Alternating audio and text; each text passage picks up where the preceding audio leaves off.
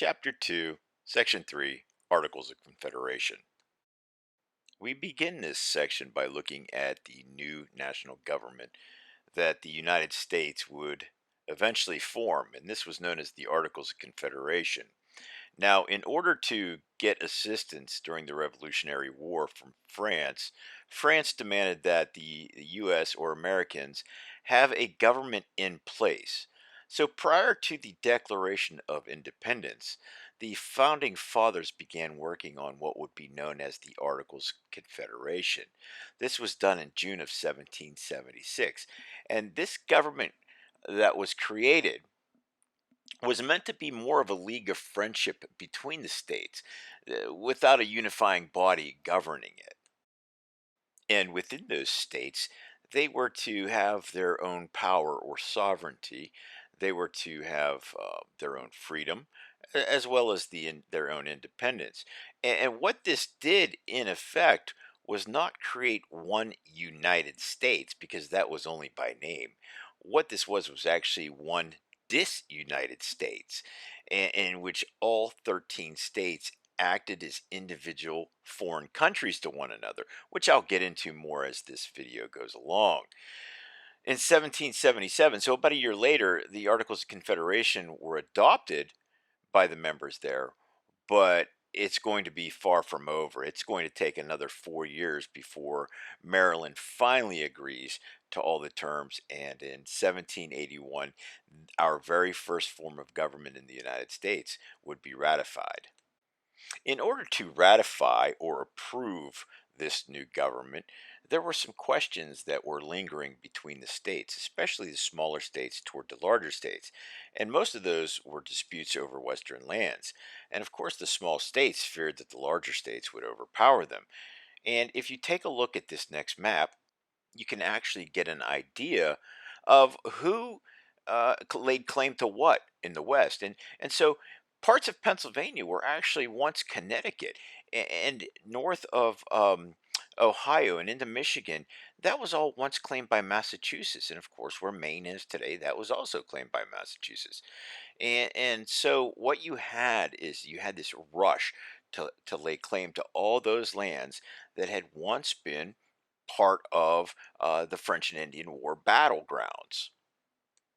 So, in order for these states to ratify the Articles of Confederation and form an actual government, the first states had to cede or give up their claims to the lands in the West to the national government, who then, by the way, it was a weak national government, who by then would divvy up those lands. And we'll get into that more as we move along in the presentation here.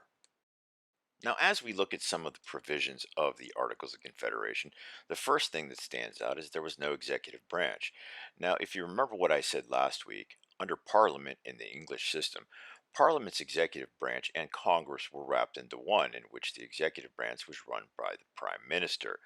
Here in this case, we're not going with a prime minister and we're not going with a king, because obviously the king is bad, and that presents different problems for the colonists, who, of course, are now going to become citizens of a state. The second thing is there would be no judicial branch. Now, just because there's no judicial branch at the federal level, there were judicial branches, courts in the states. And the problem that posed is that each state could rule on something different.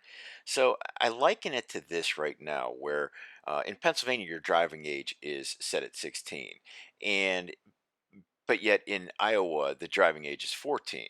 But once you start driving in Iowa and you get to Pennsylvania and you're 14, you can no longer drive in Pennsylvania. You have to know that the driving law is 16. So even though you can drive in your home state, doesn't mean you could do it in another state. Uh, Next, it was a unicameral Congress, meaning one house. You need one cameral house, one house Congress.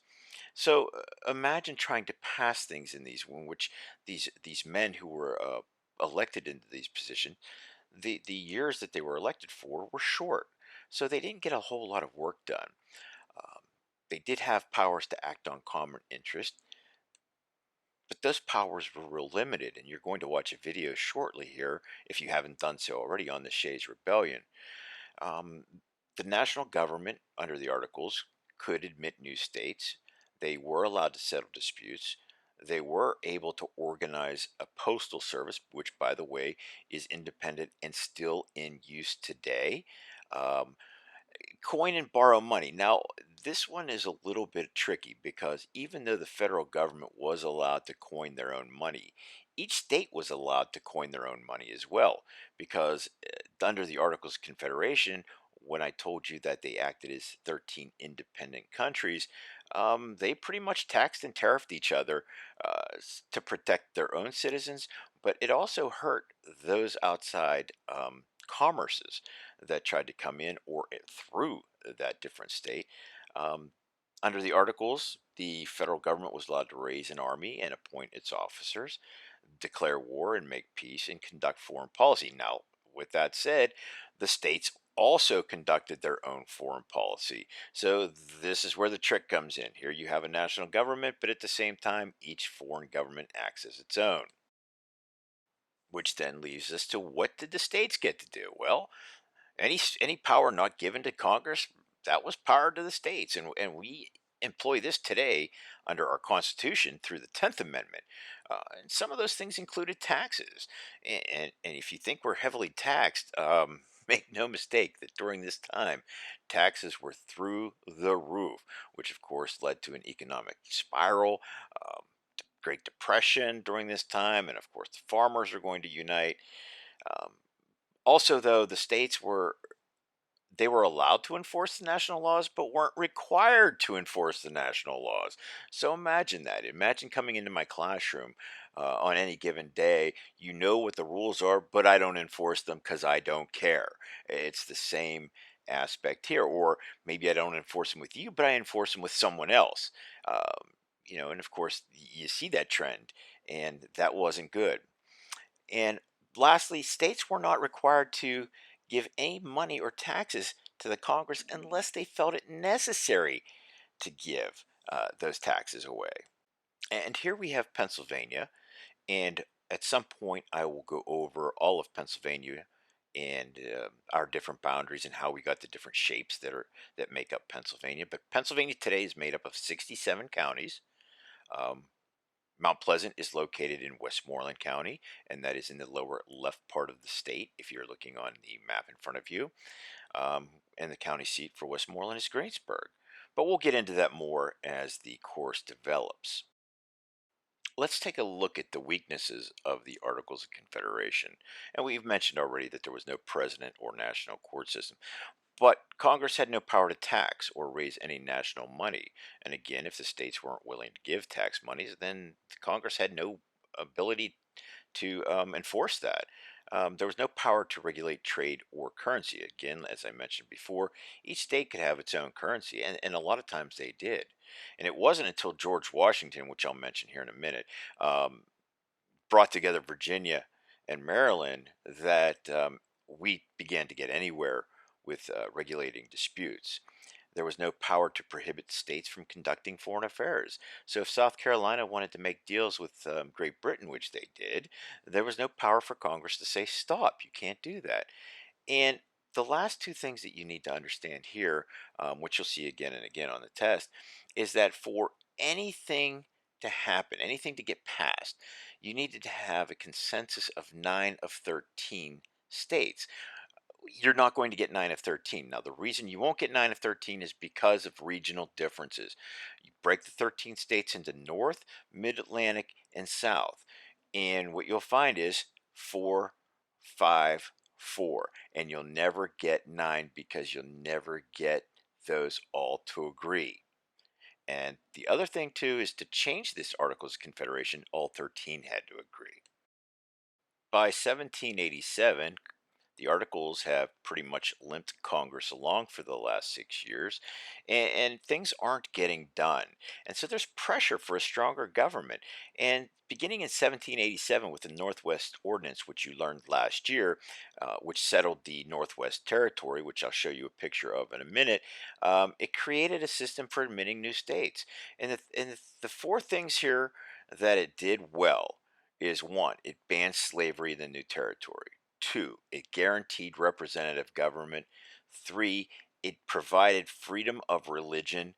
And four, it also gave you trial by jury. Now, when we talk about the Constitution, we'll get into the last two in greater detail. Now, let's wrap things up. As I mentioned earlier, there was a dispute between Virginia and Maryland. George Washington actually brought those two states together with their representatives to settle this. And when he did that, James Madison took note of this. And Mr. Madison, of course, is the father of our Constitution. And so he knew that the articles were broken. So he decided to call a special meeting in Annapolis. And unfortunately, only five representatives showed up at Annapolis. So then he called another convention in Philadelphia in 1787. And folks, this is where we're going to change the Articles of Confederation and we're going to move towards a stronger government that will last to the very day we are in right now. Now, be sure you watch the accompanying video with Shay's Rebellion and come back tomorrow for your quiz.